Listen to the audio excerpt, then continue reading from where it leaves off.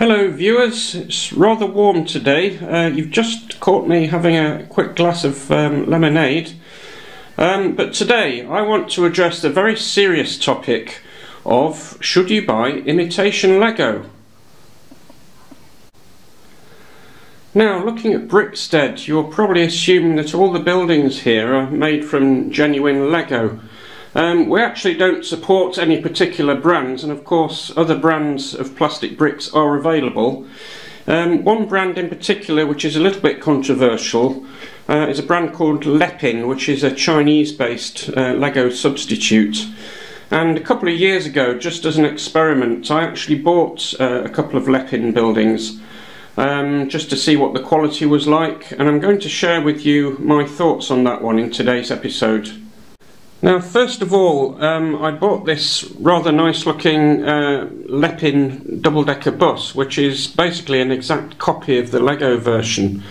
The quality, it has to be said, is not quite as good as Lego. The bricks are a little bit on the soft side. More importantly, Lepin and some of the other copycat brands abroad have basically completely copied Lego designs which are copyrighted, and so they shouldn't really be selling these exact copies.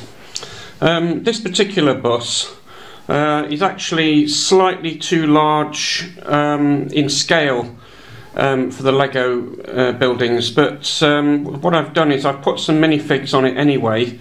I've boosted the height of the minifigs by putting them on little cushions, so to speak, in other words, single layer bricks, so they look a little bit taller. I've put some nice minifigs in there. There's a commuter there just jumping on board, and notice the ticket inspector there, or the conductress, with holding out a ticket. That was actually based on the American police uniform, including that rather nice cornered hat that the American police wear, but it actually works quite well as a bus conductor's uniform as well. I've also put some LED lights in this, so later on as a treat I'll dim the lights in the studio and then we'll put the LEDs on to show you quite a nice little scene there. The only real difference between this and the actual Lego bus is that the Lepin version has these sort of rather large tyre treads on the wheels, whereas the real Lego bus actually has smooth tyres. But otherwise, I've got to say it's a pretty good copy. The other Lepin building that I've got in the collection, it's actually the Lego Town Bank, which is this very nice Art Deco, maybe even Art Nouveau building here, very nicely designed. I can take the top off and show you the inside as well, and show that it's also very detailed on the inside. So taking the roof off the bank building, we can see there's some nice details in there. The bank teller's counting some money, and there's a bank manager in there about to stamp something official. There's a nice sort of hallway there with the official looking bank tellers at the bottom there. And in fact, if we remove the second story, we can see a bit better onto the ground floor there, where we've got these nice glass partitions, a large bank vault there which contains some Lego money, and then at the front there's a nice bit of detail there with somebody who's just been awarded a very large cheque, having a photograph taken. And I love this little Art Deco clock on the corner of the building. Now, although these Lepin sets might look very nice, I think there's a number of reasons why it's probably best to stick to real Lego. Firstly, outfits like Lepin are basically ripping off the Lego company by just copying their designs without paying them anything. Secondly, the quality is quite good, but it's not quite as good as Lego, it has to be said.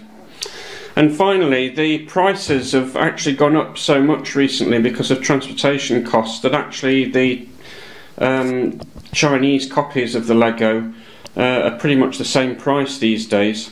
If you are not able to get a particular Lego set, another good way of obtaining one is actually to go to the parts list on Bricklink or on other websites, find out which parts you actually need and then just buy the parts individually and build it from scratch. That's another way of getting a genuine version of the Lego set, even when it's sort of no longer available. There's also a broader point that you should probably try and minimise the number of Lego kits that you buy.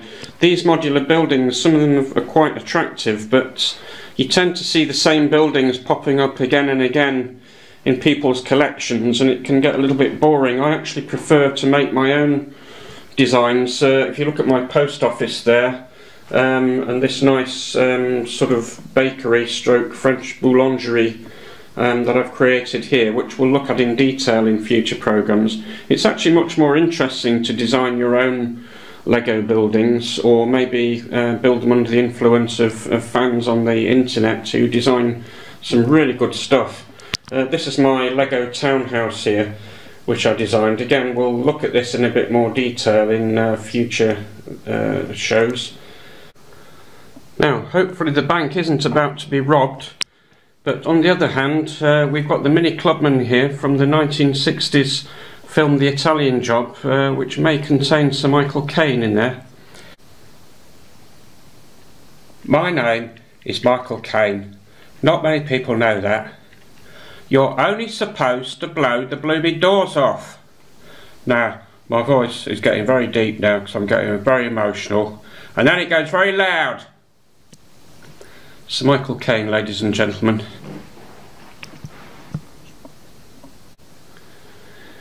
So just before we go, I'm going to dim the lights in the studio and we'll have a look at my super Lego bus with its LED lights all nicely lit up for you. So here's the Lego night bus, all nicely illuminated with LED lights, and if we look closely you can see the passengers in there. There's a couple of tourists with their cameras. There's the bus driver with his nice peaked cap. The headlights are brightly illuminated, and if we look through the bus we can see I've put some minifigs both on the top deck and on the lower deck as well, very nicely lit up there. Anyway, I think that's all we've got time for this week, folks, so I'll say live long and prosper and see you all next time.